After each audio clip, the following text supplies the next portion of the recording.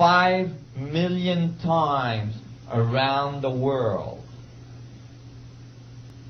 That's how much DNA there is in you right now for you to exist. That is not a sign of disorder.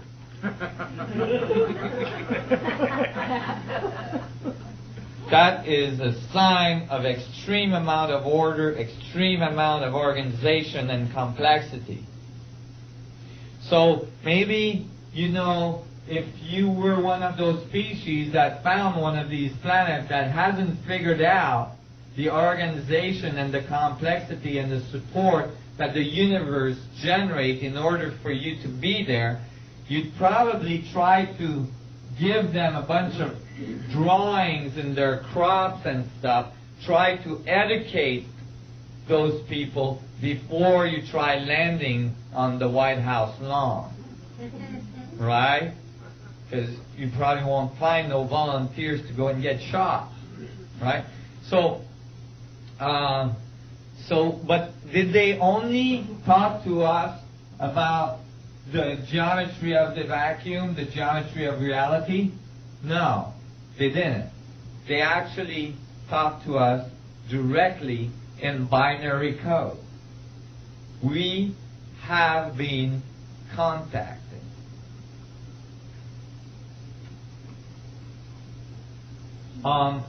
Two summers ago, this crop circle occurred. It's the only crop circle that ever made it to the mainstream media news all around the world. I had friends calling me from the eastern U.S. telling me, I just saw a crop circle on the 5 o'clock news. The reason why this crop circle made it to the 5 o'clock news around the world is because it occurred in the middle of a rainstorm. It rained all night. Cats and dogs. And in the morning, this crop circle was there in this field. The largest crop circle ever to occur. 409 circles. It's enormous. And basically, it told the world crop circles are not just hoax. There is crop circles that are not hoaxes. Well, the next crop circle about after this one did not make the mainstream news around the world, most likely because it was too shocking. The next crop circle that occurred was a reply to this.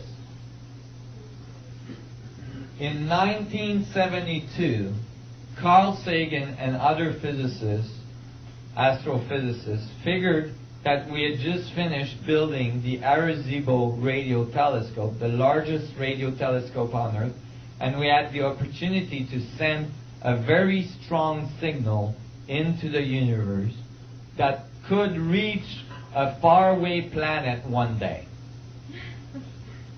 And maybe they would decode the signal and then send the signal back. And then it would reach our planet one day. And we would know that there's living entities out there. But that would take a few thousand years. They still decided to send a signal to give a chance to our grandchildren to get, you know, a chance to have a talk with other beings out there. So they figured out a way to send a signal that would be the easiest for others to decode. They use a binary code of ones and zeros, just like a computer, and that can be transferred to a punch card, just like a computer punch card. Okay? And what does it say? It says, we're made out of carbon. This is our chart of elements. This is our DNA. We have a small head, big body. We live on the 3rd planet from our sun. And you see that's the sun, that's the 3rd planet we live on. And this is the Arecibo radio telescope we're sending this with. This is the technology we're sending this with. a radio telescope. So they sent it in 1972, and 2 summers ago, across a radio telescope commonly hired by SETI to listen for a reply, came 2 crop circles, one being a reply to the Arecibo radio telescope signal, and the other one being a nice little mugshot.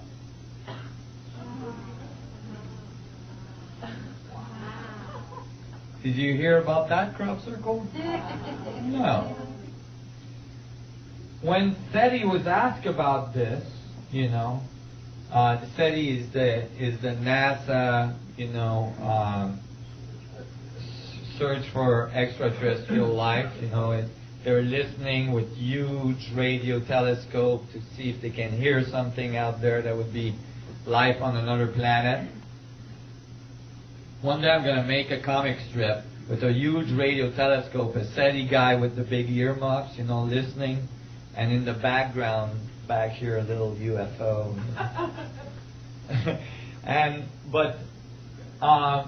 When they saw this, they said, well, it's got to be a hoax.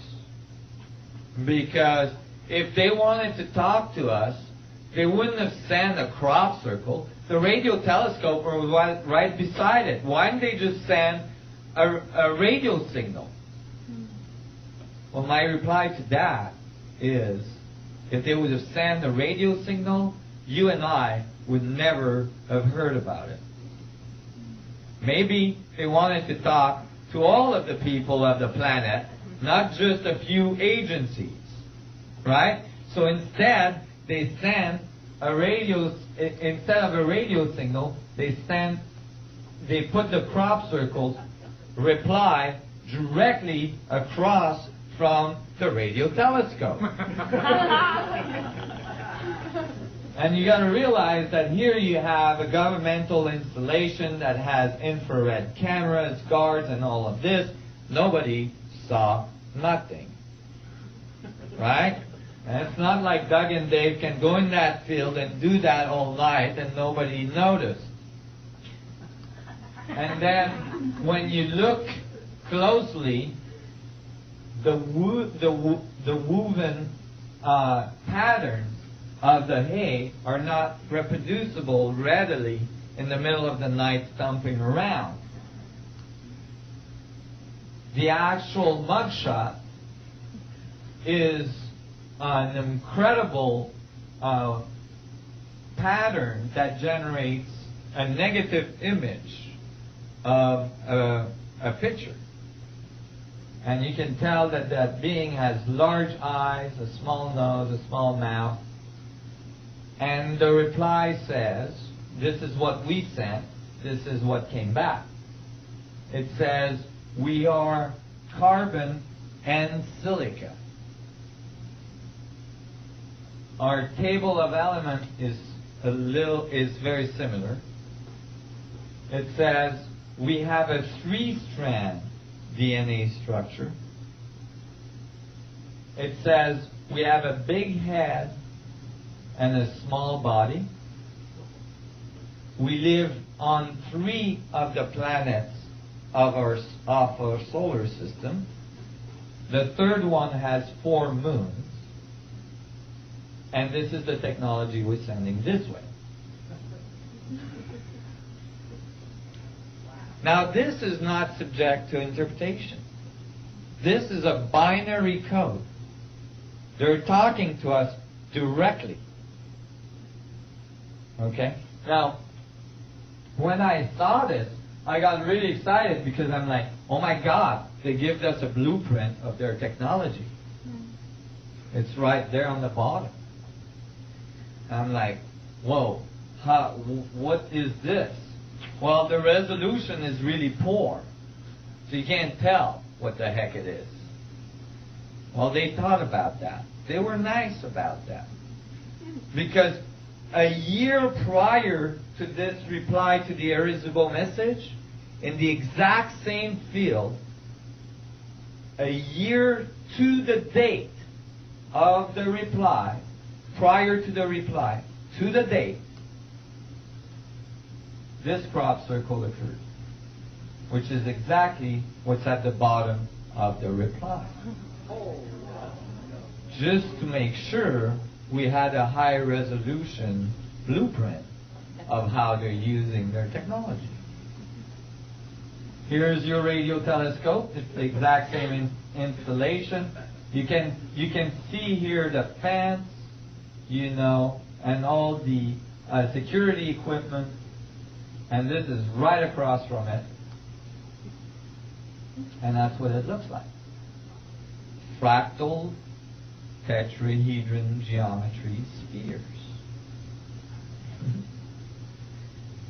Everything we've been discussing this morning.